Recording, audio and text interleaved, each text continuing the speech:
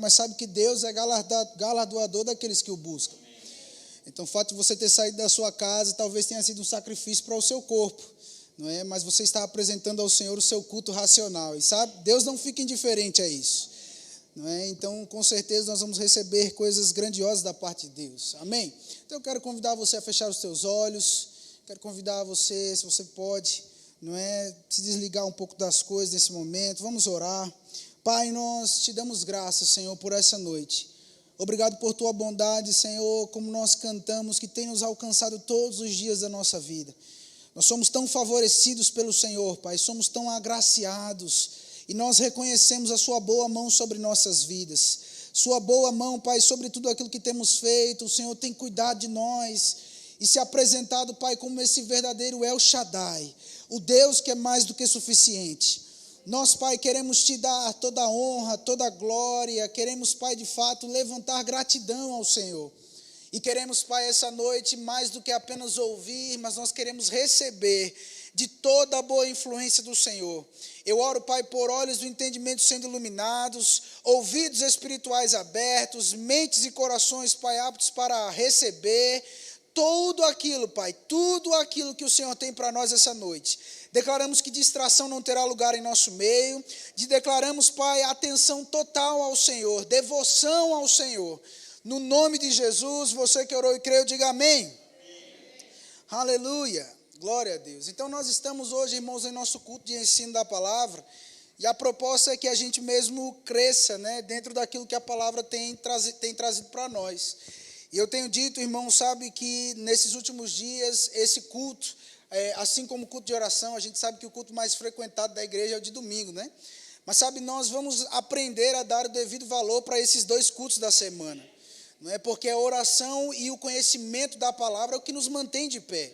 De fato, nós viemos no domingo para celebrar como família, como corpo de Cristo. Mas sabe, irmãos, a oração é aquilo, é como nós falamos aqui, é como o fôlego para o corpo.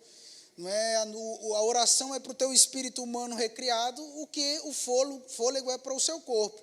E o conhecimento da palavra é como esse alimento que te mantém de pé. E talvez você possa olhar e dizer, eu estou enjoado de arroz e feijão, mas você só está de pé por causa do arroz com feijão. Não é? Se você está de pé é porque a sua mãe talvez insistiu para você comer feijão. Eu sempre digo que minha mãe não teve que insistir não, porque eu já queria, eu mesmo ia buscar o feijão, porque eu gosto de arroz com feijão. Mas sabe que o arroz com feijão é o que nos mantém de pé. E talvez você possa dizer, mas Gabriel, eu já fiz o rema, já fiz escola de ministros, mas deixa eu te dizer, irmão, o nosso sucesso está em permanecer nas mesmas coisas. A gente não quer inventar nada novo, não. A gente quer falar as mesmas coisas. Você vai sempre ouvir as mesmas coisas desse púlpito, porque é isso que nos trouxe até aqui, é isso que vai nos levar até o lugar que Deus tem para nós. Não é? Nós não estamos procurando muita novidade, não, porque quem procura demais pode achar algo ruim. Não é? Mas nós ficamos com aquilo que tem nos sustentado até hoje.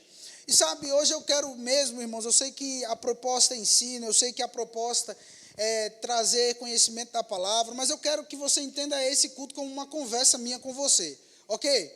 Eu quero hoje ministrar e quero indicar o livro para você, Como Manter a Cabeça no Lugar Nesse Mundo Louco, que é do nosso amado irmão Rick Renner, né? Um livro maravilhoso que pode agregar muito à sua vida espiritual.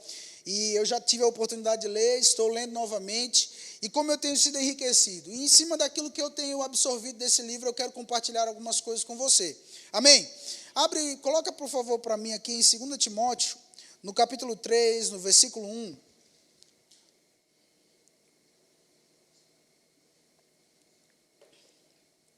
Segunda Timóteo, no capítulo 3, no versículo 1, a Bíblia, o apóstolo Paulo, escrevendo para Timóteo, diz, sabe, porém, isto, nos últimos dias sobrevirão tempos, o quê, gente? Tempos o quê? Tempos fáceis. Tempos o quê? Isso é tão animador, né? Nessa hora a gente tem que quase segurar os irmãos para não correr na igreja. Mas veja que Paulo está sendo muito claro, irmãos, e falando a respeito de tempos difíceis. Não é? E ele está falando, olha, você precisa saber isso, que nos últimos dias sobrevirão tempos difíceis. E dentro desse versículo eu quero parar e observar algumas coisas com você, porque a primeira coisa, irmãos, é que Paulo está falando sobre um determinado tempo. Qual? Últimos Dias, diga últimos dias. Agora veja que dentro do entendimento que essa palavra últimos traz para nós poderíamos entender, irmãos, e eu quero trazer uma ilustração para você entender. Digamos que o nosso evento de casais tivesse, não é só um exemplo para você entender, mas tivesse a inscrição apenas até amanhã. Amanhã fosse o último dia a qual você pudesse, vamos pensar assim, né, que todo mundo faz a inscrição, quem ainda não fez, faz até amanhã. Mas digamos que amanhã fosse o último dia para a inscrição do evento de casais. A partir de hoje, 11h59, quando o relógio virasse e se tornasse meia-noite, nós estaríamos no último dia para a inscrição do evento. Mas quantos concordam que amanhã, às 18 horas, vai estar mais próximo do fim do que estava hoje, esse horário meia-noite? Quantos concordam aqui? Meia-noite já é amanhã, mas 18 horas de amanhã vai estar mais próximo do fim. Quantos concordam nisso aqui? Paulo, quando está falando aqui sobre últimos dias, Paulo não está falando apenas sobre últimos dias normal, ele está falando sobre o fim dos últimos dias. Paulo está falando sobre essa parte final, e se nós pudéssemos trazer esse entendimento, nós diríamos que é o último terço do último dia. Paulo está falando sobre um tempo muito específico, e ele fala, olha, sabe porém isso, que nos últimos dias sobrevirão tempos difíceis. Agora, de fato, irmãos, Deus não é um Deus que propaga medo. Nessa mesma carta, lá no capítulo 4, no verso 7, Paulo diz que Deus não nos deu o espírito de medo, mas de amor, poder e moderação. Então, veja, Paulo não está falando com Timóteo para propagar medo. Paulo não está falando com Timóteo para dizer, olha, fique assustado porque dias difíceis vão chegar. Mas Paulo está trazendo para Timóteo, como um pai espiritual, um entendimento. Ei, você precisa ficar ligado. O próprio Jesus, lá em João 10,10, apresentou o diabo como ladrão. E dois ambientes, irmãos, que o ladrão faz festa é no escuro. Eu não sei se você já teve a oportunidade de falar ou de ouvir de alguém, olha, não vai por aquela rua ali não, porque aquela rua é escura. Quem já falou isso aqui? Porque é um ambiente onde o ladrão gosta de operar, né? E outro ambiente, distração. O ladrão ama pessoas distraídas. Eu já tive a oportunidade de ver pessoas na beira da calçada mexendo no telefone, e tão distraídas, irmãos, com aquilo que eles estavam mexendo, que nem perceberam que alguém estava chegando. E alguém passa com a bicicleta e simplesmente com uma puxada leva o telefone embora. Aquela pessoa estava tão distraída que ela não conseguiu perceber que tinha alguém vindo com uma intenção ruim. Então, dois ambientes onde um ladrão gosta de trabalhar, no escuro e em um lugar de distração. E sabe que trazendo esse contexto para a palavra, nós sabemos que a palavra de Deus é essa luz. Não é? O salmista diz que lâmpada para os meus pés e luz para o meu caminho é a tua palavra. O fato de você estar aqui, irmãos, no culto de ensino, aprendendo da palavra, não deixa o diabo feliz. Porque quanto mais da palavra está dentro de você, quanto mais cheio da palavra você está, mais difícil vai ser do diabo entrar em atuação na sua vida. Ele não quer que você aprenda a palavra, ele quer que você fique no escuro, porque ele bagunça no escuro. Mas quando a palavra chega, quando a luz chega e ilumina a sua vida, você pode perceber quando ele está agindo e dizer, aqui não. Vou falar mais uma vez. Quando a luz chega, você pode detectar as ações do diabo e dizer, aqui você não vai fazer a sua bagunça. Então veja, o lugar de escuridão, o diabo gosta de operar aí. Mas sabe, nós estamos crescendo no conhecimento da palavra. Nós estamos avançando nessa proposta, nós estamos crescendo, nós não achamos que já alcançamos, mas nós fazemos uma coisa, nós esquecemos das coisas que para trás ficaram, e a gente prossegue, sabendo, tem uma luminosidade maior para a minha vida, tem mais conhecimento, tem níveis que eu ainda não alcancei, mas que eu posso alcançar. Então nós estamos nos expondo à palavra, e a palavra é essa luz. Mas o segundo ambiente é o ambiente de distração. E de fato, irmão, se o diabo não pode te paralisar de imediato, ele vai tentar de todas as formas te distrair. Porque alguém distraído é um alvo fácil para o ladrão.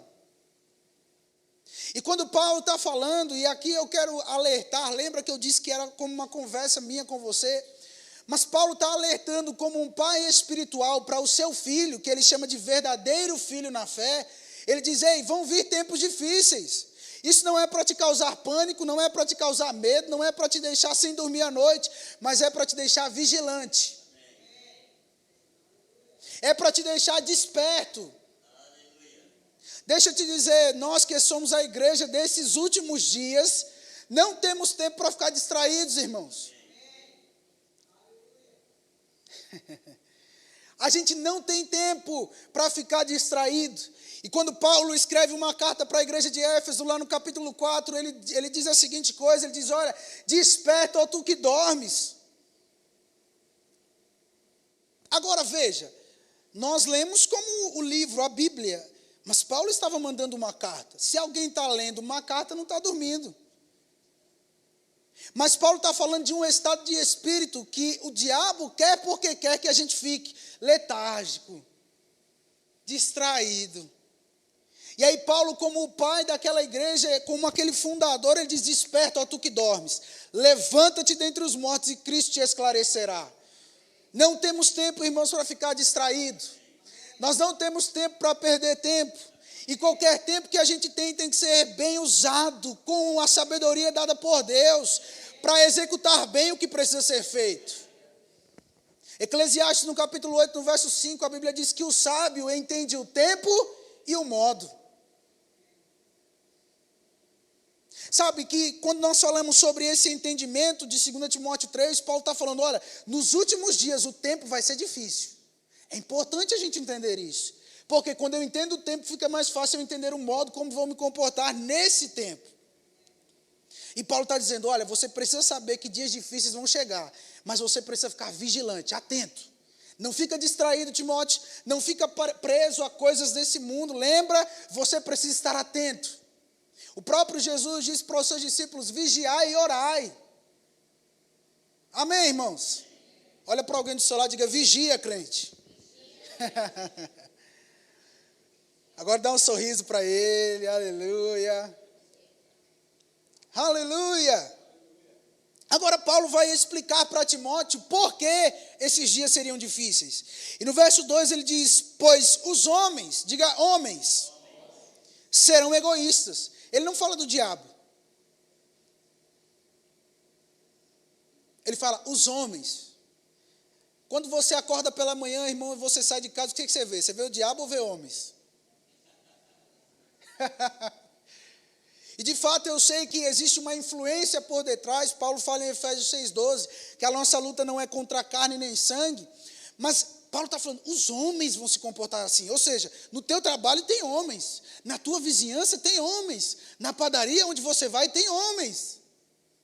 E Paulo está dizendo, tempos difíceis vão chegar. Por quê? Porque os homens, olha o comportamento, os homens serão egoístas, avarentos, jactanciosos, arrogantes, blasfemadores, desobedientes aos pais, ingratos, irreverentes, desafeiçoados, implacáveis, caluniadores, sem domínio de si, cruéis, inimigos do bem, traidores, atrevidos, e continua dizendo, enfatuados, mais amigos dos prazeres que amigos de Deus, tendo forma de piedade, negando-lhe, entretanto, o poder. E Paulo vai falar para esse filho na fé, ele diz, foge também destes. Ele não diz, fica ali, fica sentado, conversando, Paulo está dizendo, foge.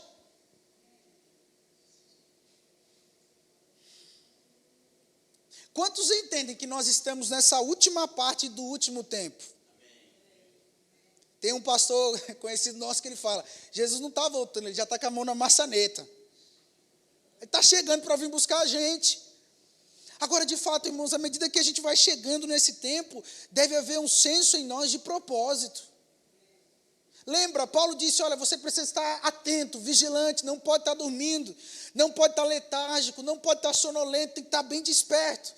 E aí Paulo agora traz um comportamento, e deixa eu te falar, irmão, se você parar para ler cada comportamento, você vê esses comportamentos do momento que você sai da sua casa até o momento que você volta para lá.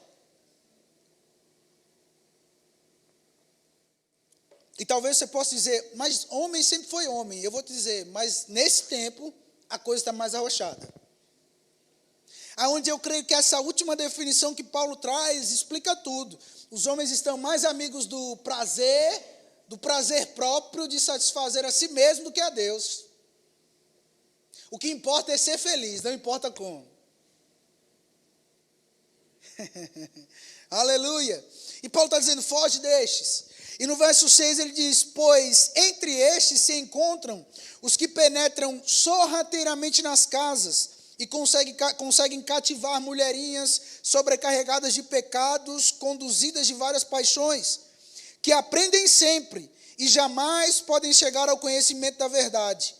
E do modo porque Janes e Jambres resistiram a Moisés, também estes resistem à verdade. São homens de todo corrompidos na mente, réprobos quanto à fé. Eles, todavia, não irão avante, porque a sua insensatez será a todos evidente, como também aconteceu com daqueles. Agora, irmãos, eu acho interessante, nós estamos num culto de ensino, eu estou parando um pouco para analisar alguns pontos, porque eu creio que seriam importantes. Paulo traz aqui 2 nomes, né? Se você não tem filho, um bom nome para pôr, eu falei para a Caiane que é um bom nome, né? Janes e Jambres, olha que nome lindo. Não é? Paulo traz aqui 2 nomes, e talvez se a gente passa desapercebido por esse entendimento, a gente não entende o que Paulo está falando. Paulo está falando sobre uma ação que seria sorrateira, ou seja, não seria algo explícito, não seria algo facilmente visto, mas seria algo sorrateiro. E Paulo fala sobre Janes e Jambres. Agora, quem eram esses seres humanos?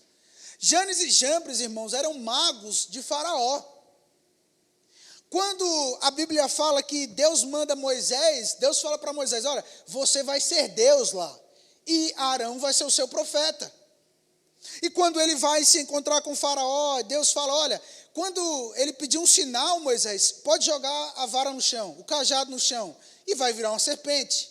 E assim como Deus disse, aconteceu. Quando Arão jogou, virou uma serpente. Só que Faraó ficou indignado. E Deus havia de fato dito que o coração dele seria endurecido. E a Bíblia diz que ele manda chamar os seus magos e diz, ei, faz igual isso aqui, para provar que não é Deus mesmo, que ele não é tão poderoso assim. E a Bíblia diz que eles fizeram, Janes e Jambres, magos do Faraó.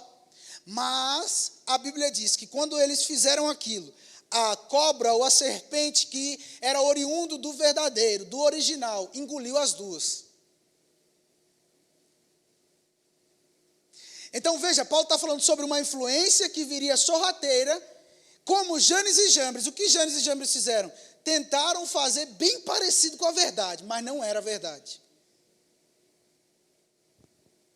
Fizeram igualzinho. E talvez alguém sem discernimento espiritual diria, olha, é Deus. Alô, irmão, você está entendendo? Alguém que faria muito parecido com a verdade, mas no fundo não era. Mas agora Deus está nos chamando como igreja para o entendimento de que assim como resistiram a Moisés, vão também nos resistir com fábulas que parecem verdade.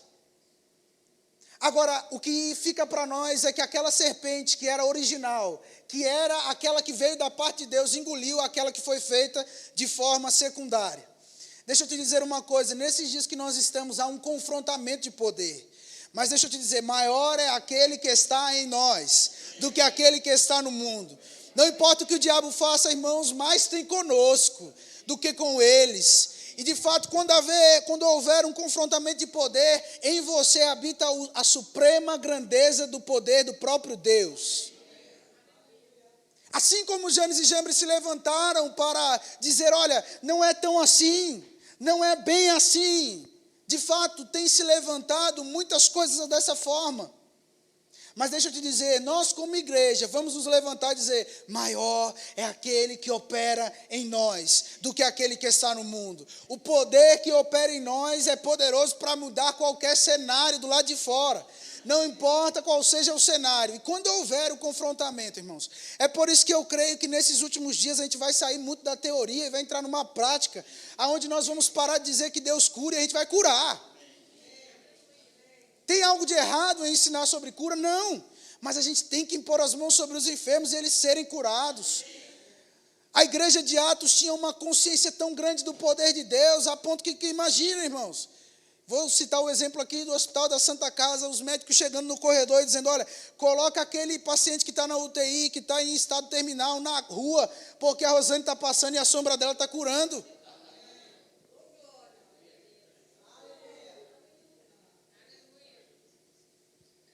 A gente tem que sair desse campo da teoria apenas e entrar, irmãos, nesse nível mais profundo, onde de fato o poder de Deus vai estar em manifestação. Porque o diabo não tem tido problema de levantar essas cópias. Então nós, como igreja, vamos nos levantar assim como Moisés, dizer, eu confio no original. E o original acaba com a cópia. É o diabo levantando novas enfermidades para matar a humanidade e a gente se levantando com poder e ousadia para curar os enfermos. Para desfazer as obras do diabo. Nós somos a igreja. E às vezes a gente canta isso, irmão, somos a igreja, e a gente, somos a igreja, legal. Não, irmãos, nós somos a igreja. E a Bíblia diz que Deus, em Cristo, nos conferiu todo o poder e autoridade aqui nessa terra para desfazer as obras do diabo. Jesus diz, eis aí eu vos dei poder e autoridade para pisardes em serpentes e escorpiões. E se vocês beberem alguma coisa mortífera, não vai fazer dano a vocês. Aleluia! Então nós precisamos estar conscientes de que nós estamos nessa última etapa do fim. Irmãos, não pense que aí fora as coisas vão melhorar. Quando a gente canta só vai melhorar, é na nossa vida. Mas o mundo é daí para baixo. Nós sabemos, a Bíblia deixou claro para nós que haveria uma degradação moral, uma degradação de princípios, de valores. Eu não estou falando de pessoas crentes, não. Eu estou falando de coisas que outrora, na sociedade eram princípios, mas deixaram de existir. Perderam a força. Agora está tudo muito relativizado. Não, qual é a verdade? A minha verdade é essa, fique você com a sua verdade. Eu não sei, irmão, porque só tem uma verdade. Há tempos atrás, se você dizia, olha, a verdade é essa, o outro entendia, o outro é mentira. Mas agora, o outro diz, eu tenho a minha verdade. Então, nós estamos exatamente nesses dias, nesse contexto, onde de fato são tempos difíceis. Porque lembra o que Paulo disse? Porque os homens, e nós lidamos com os homens. Aleluia!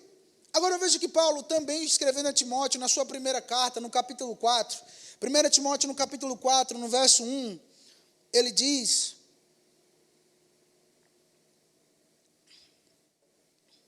aleluia, 1 Timóteo no capítulo 4, no verso 1, Paulo diz, ora, o Espírito afirma expressamente que nos últimos tempos, alguns, diga alguns, apostatarão da fé, por obedecerem, diga obedecerem.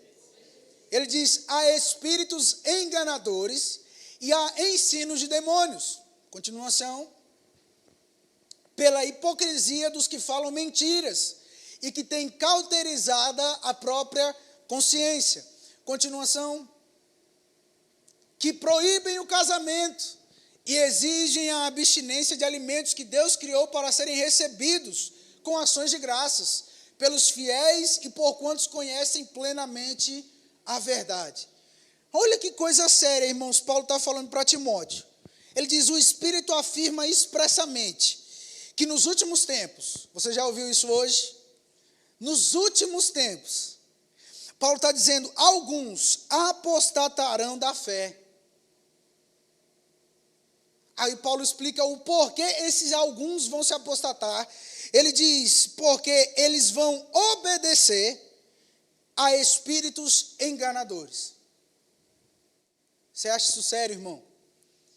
Alguns apostatando, desviando da fé por obedecerem a espíritos enganadores. E talvez quando a gente pensa sobre espíritos enganadores e ensino de demônios, a gente já pensa logo, né, no diabo escancaradamente mostrando para nós, olha aqui, eu estou aqui, eu sou o diabo. Mas veja que Paulo está dizendo, olha, eles vão apostatar da fé por obedecerem. Agora, essa palavra no original, irmãos, fala como se um navio que é trago para perto do cais e atraca a sua âncora lá. Ou seja, veja, não é algo que é feito de uma hora para outra. É algo que exige um processo. Irmão, ninguém se desvia da igreja de uma hora para outra. A gente deixa de ver a pessoa de uma hora para outra. Mas um processo estava acontecendo e a gente não sabia. Paulo está falando, olha, alguns vão se apostatar da fé por obedecerem. Ele está falando de pessoas da fé, ou seja, pessoas que estão na igreja junto conosco. Agora, eu não sei se você consegue entender, irmãos, para mim parece um absurdo um crente obedecer espíritos enganadores e doutrinas de demônios.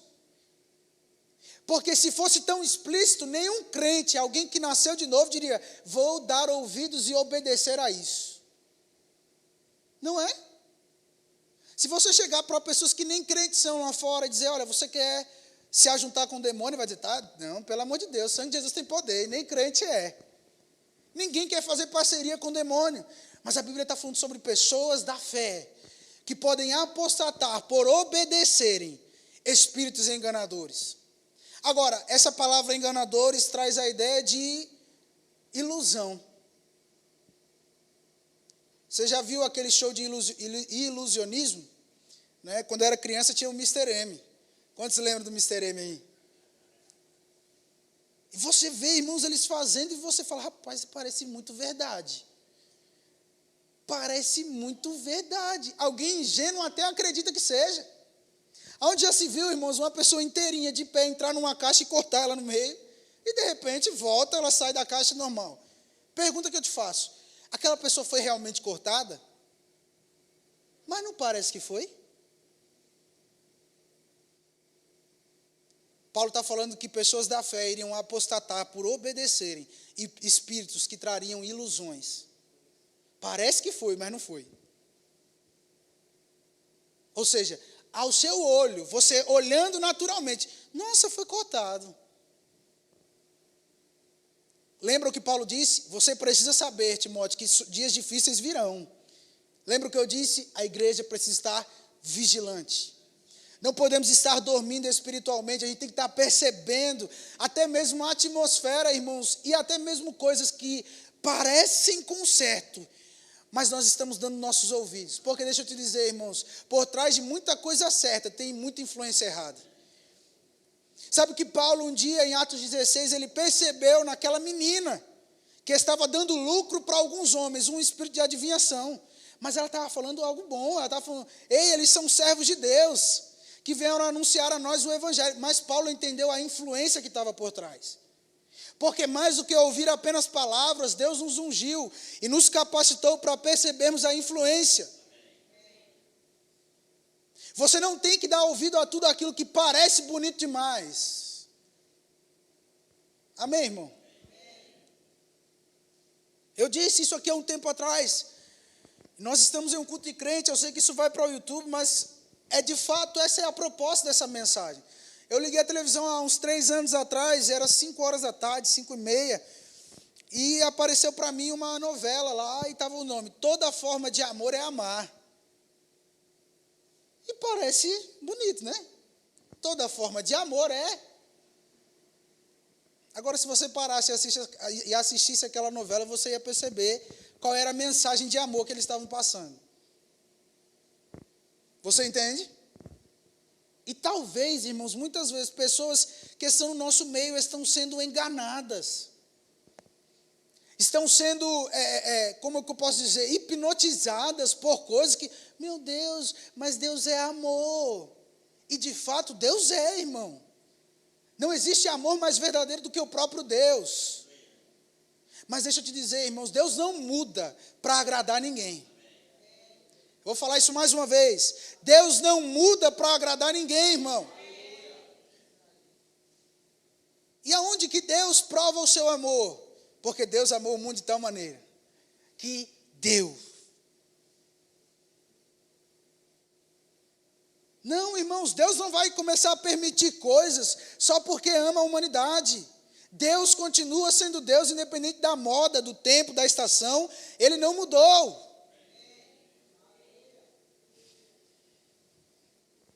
Aleluia.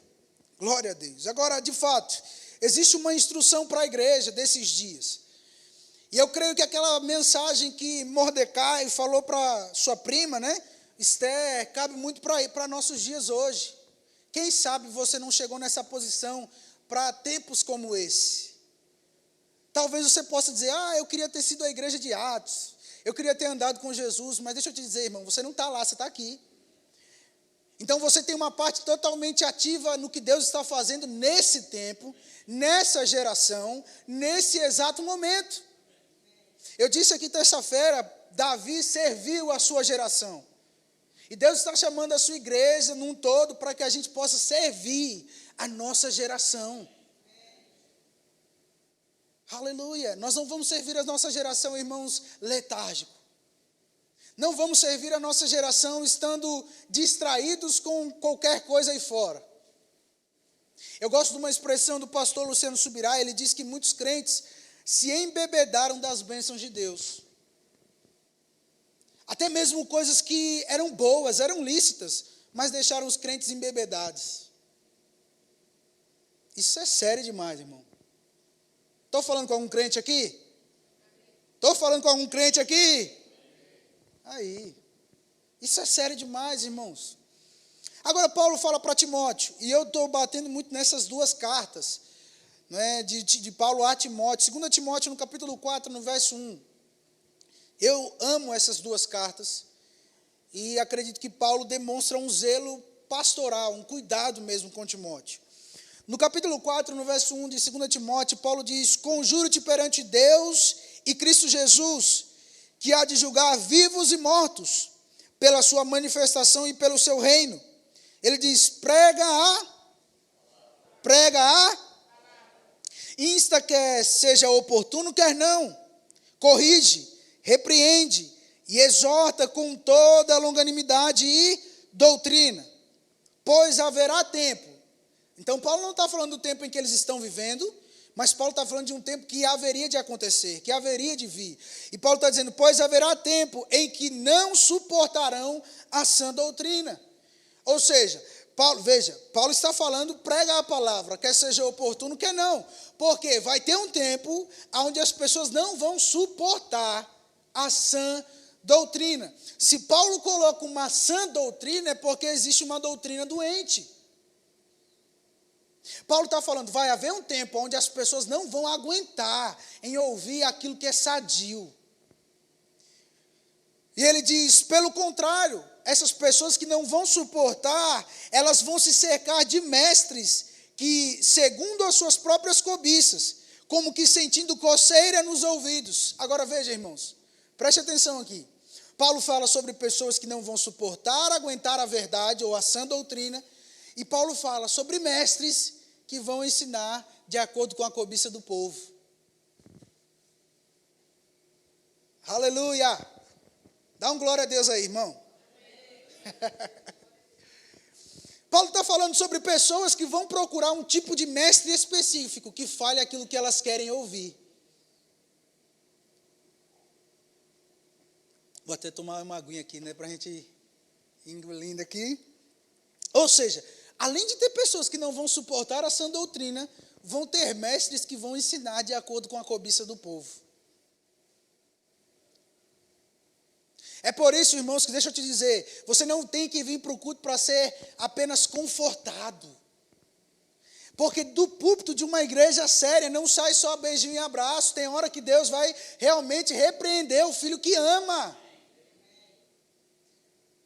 Muitas vezes, irmãos, nós vamos sair do culto desconfortáveis com a vida que a gente está vivendo. Seja bem-vindo, isso é igreja. Isso é sã doutrina, não é falar o que você quer ouvir, é o que nós precisamos ouvir. Aleluia, a gente precisa, irmãos, de algum choque de realidade da palavra. A gente precisa chegar no culto e ouvir, ei, para de mentir, para de roubar, a gente precisa ouvir isso, irmãos. Se não estamos ouvindo isso, tem algo de errado com os mestres que nós estamos procurando.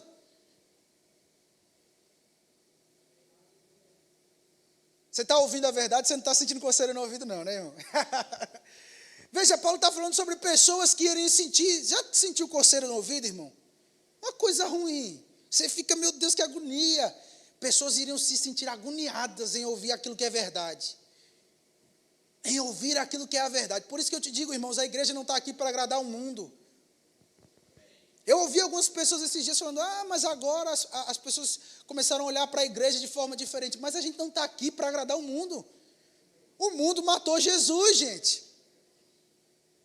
A gente não vai negociar, a gente não vai mudar a nossa forma, nós não vamos mudar aquilo que cremos, aquilo que falamos, para tentar se amoldar ao mundo.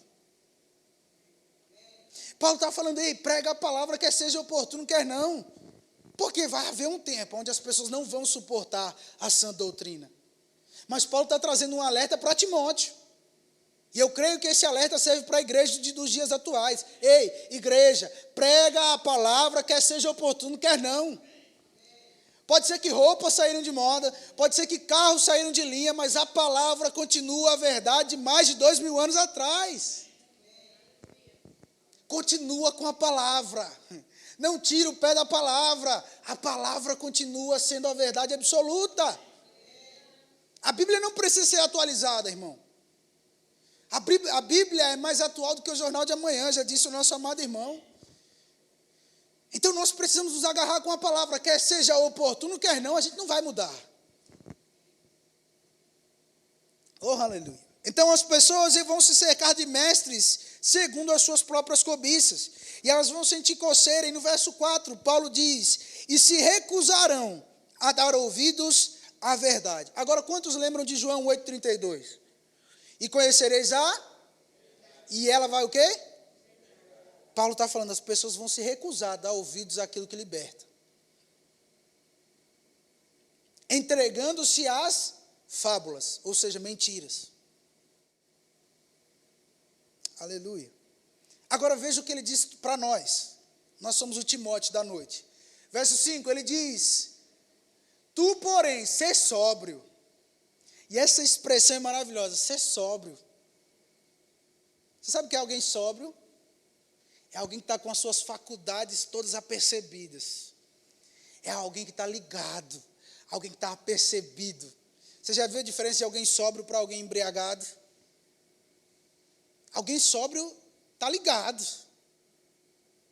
Paulo está falando para Timóteo, ser sóbrio. Igreja, Verbo da Vida em Santos, seja sóbria. Eu sei que o mundo está uma loucura, mas nós temos que ser sóbrios. Enquanto o mundo está nessa loucura, nós, a igreja, somos sóbrios. A gente sabe o que está acontecendo. A gente sabe quem é o príncipe desse século. A gente sabe quem está levando essa barca do mundo para onde está indo. Nós somos sóbrios, a gente entende as coisas. Nós estamos apercebidos, a gente não está dormindo. Nós não somos como Eutico, irmãos. A Bíblia diz que Eutico estava no culto. Estava num culto, mas estava na janela, num lugar perigoso. E Paulo estava pregando, e Paulo, provavelmente, quando nós olhamos para o contexto das suas cartas, Paulo era um pregador da fé, então Paulo gostava de pregar.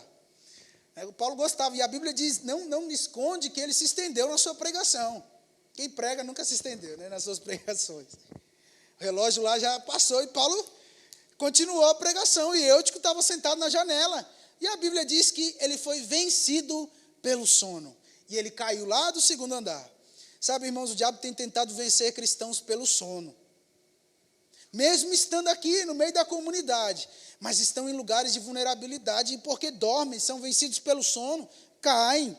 E a Bíblia diz que Paulo estava pregando, parou, falou, o menino caiu, vamos lá acordar ele, mas ele tinha morrido, irmão.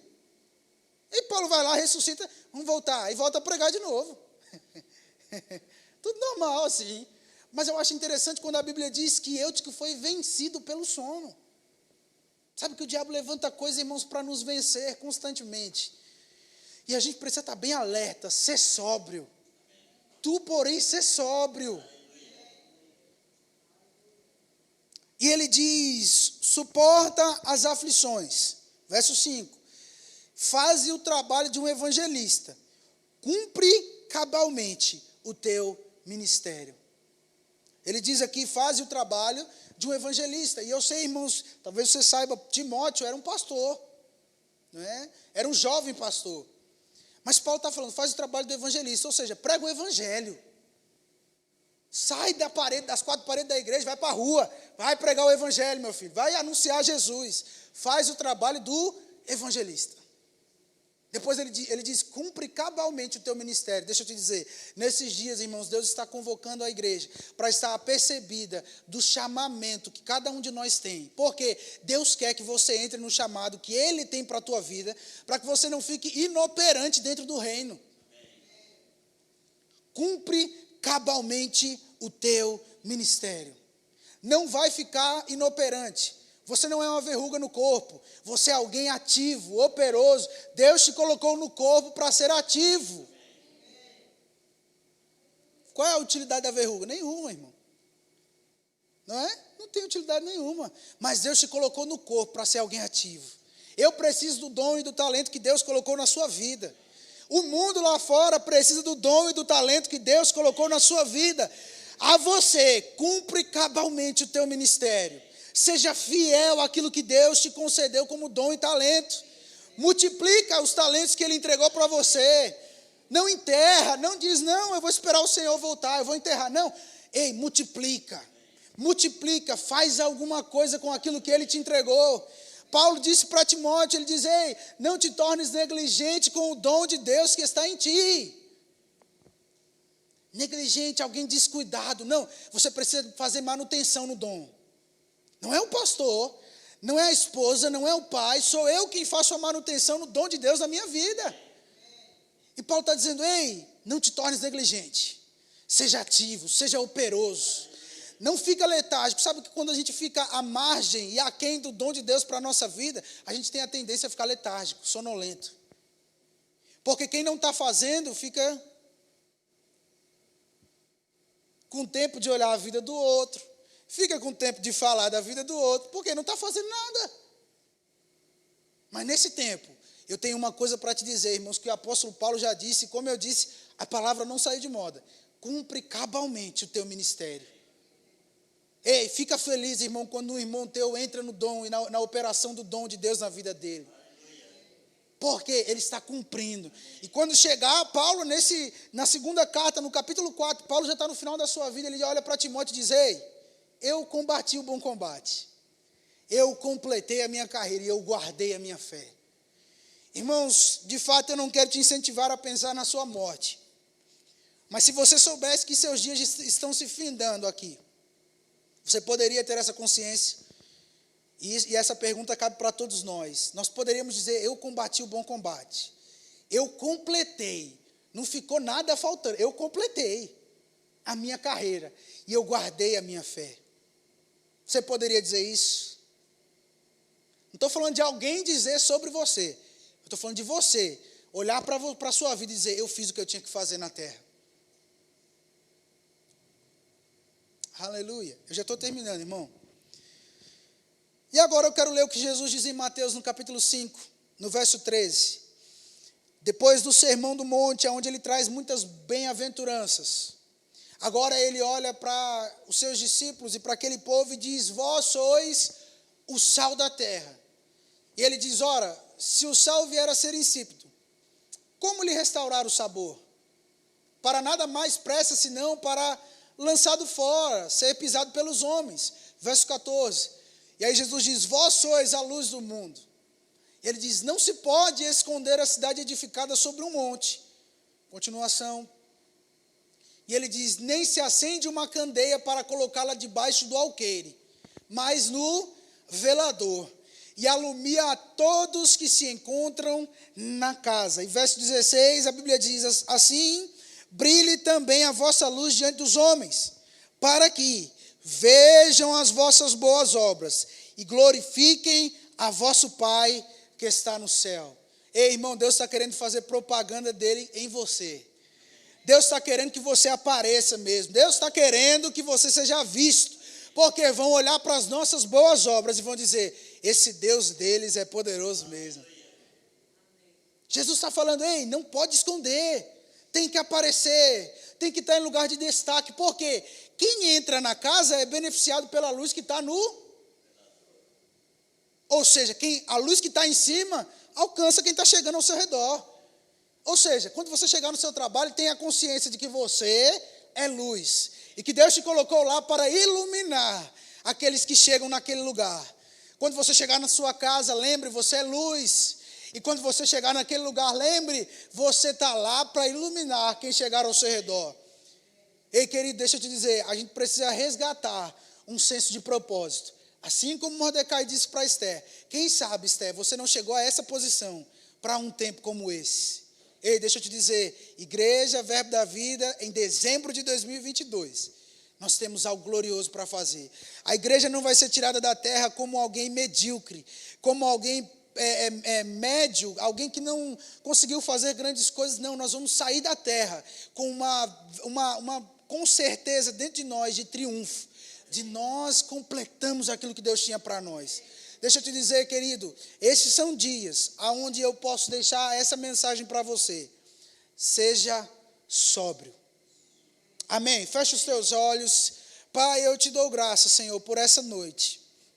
Obrigado, Pai, por sua palavra, que não vem para nós para nos causar medo, que não vem para nós para nos causar pânico, mas vem para nos causar um despertar. Nós, Pai, como igreja, nesse contexto, no Verbo da Vida em Santos, ou espalhada pelo Brasil e pelo mundo, nós queremos, Pai, de fato ser na prática a luz do mundo. Queremos de fato, Pai, ter nossas mentes blindadas pela palavra e não deixar, Pai, com que as influências que estão aí fora consigam penetrar e entrar em nós. Nós somos a igreja, coluna e baluarte da verdade. Nós estamos aqui, Pai, para sustentar as verdades da palavra e nós não vamos abrir. Assim como irmãos nossos, Pai, morreram por não abrir, nós também não iremos. Nós não vamos, Pai, negociar, não vamos terceirizar. A gente vai se apegar com mais firmeza às verdades que nós já ouvimos, Pai, sabendo que o Senhor não mudou, que o Senhor é o mesmo ontem, hoje e será eternamente. E nós, Pai, como igreja desse tempo, declaramos, eis-nos aqui, para nesse tempo sermos o sal desse mundo e a luz dessa terra. Declaramos o nome de Jesus, Pai, sobre a vida de cada irmão, sobre a minha vida. De fato, Pai, uma inconformidade com o ficar parado. Não temos tempo, Pai, para ficar parados, negligenciando os dons de Deus que operam em nós. Eu declaro, Pai, pessoas ficando desconfortáveis em não fazer nada. Havendo, Pai, por dentro uma necessidade de andar e fluir debaixo do dom que o Senhor entregou a cada um de nós. Porque assim como o Senhor falou, como Paulo falou para Timóteo, nós queremos cumprir cabalmente o nosso ministério. Nós queremos ser fiéis, Pai, e multiplicar os dons e os talentos que o Senhor nos entregou. Pai, eu te dou graças por uma igreja ativa, por uma igreja perseverante, por uma igreja animada, por uma igreja fervorosa, por uma igreja que não para por nada, por uma igreja, Pai, que sabe porque sabe. Os nossos dias estão melhorando, porque nós estamos crescendo cada dia mais, Pai, no conhecimento do Senhor. E o povo que conhece o seu Deus se torna forte e ativo e faz proezas. Pai, nós te damos graças. No nome de Jesus, amém, amém e amém. Aleluia, querido, seja abençoado na prática da palavra. Quero chamar Rosane.